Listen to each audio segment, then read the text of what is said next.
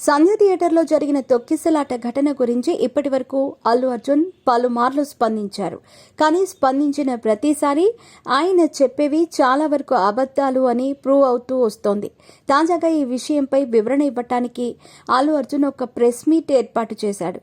అందులో అసలు తాను రోడ్ షో అనేదే చేయలేదని, తొక్కిసలాటలో రేవతి చనిపోయిన విషయం తనకు తర్వాతి రోజు వరకు తెలియదని అన్నారు.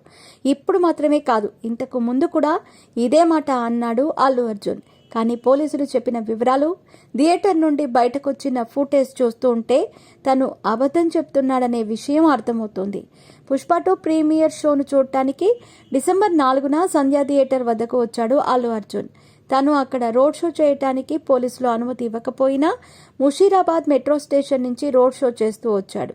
దానికి సంబంధించిన వీడియోలు కూడా సోషల్ మీడియాలో వైరల్ అయ్యాయి. ఆ రోడ్ షో వల్ల అల్లు అర్జున్ సంధ్యా థియేటర్కు వస్తున్నట్టు ముందుగానే ప్రకటించటం వల్ల అక్కడ భారీ ఫ్యాన్స్ చేరుకున్నారు. ఇక తను థియేటర్లోకి ఎంటర్ అవ్వగానే ఒక్కసారిగా తొక్కిసలాట జరిగింది. ఆ తొక్కిసలాటలో రేవతి మరణించిందని తెలియకుండానే అల్లు అర్జున్ థియేటర్ లోపలికి వెళ్లిపోయాడు. ఆ తర్వాత ఏం జరిగిందో థియేటర్ ఫుటేజ్లో స్పష్టంగా ఉంది. రేవతి చనిపోయిందని, తన కుమారుడు శ్రీతేజ్ సీరియస్గా ఉన్నాడనే విషయం చెప్పడానికి థియేటర్లో ఉన్న అల్లు అర్జున్ దగ్గరకు పోలీసులు వచ్చారు. కానీ పోలీసులకు అల్లు అర్జున్ మేనేజర్, బౌన్సర్స్ లోపలికి రానివ్వలేదని పోలీసులు చెబుతున్నారు. కానీ అల్లు అర్జున్ మాత్రం అసలు పోలీసులు తన దగ్గరకు రాలేదని, తనకు ఏమీ చెప్పలేదని అంటున్నాడు. అల్లు అర్జున్ను కలవటానికి పోలీసులు ప్రయత్నించిన ఫుటేజ్ తాజాగా బయటకు వచ్చింది. దీంతో ఈ హీరో అబద్ధం చెప్పాడనే విషయం బయటపడింది.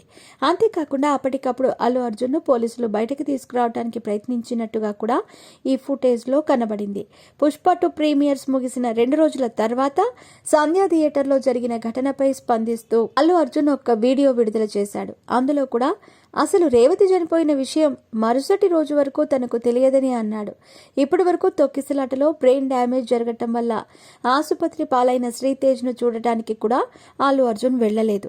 అలా తనకు వెళ్ళకపోవటానికి ఇప్పటికీ చాలా కారణాలు చెప్పాడు.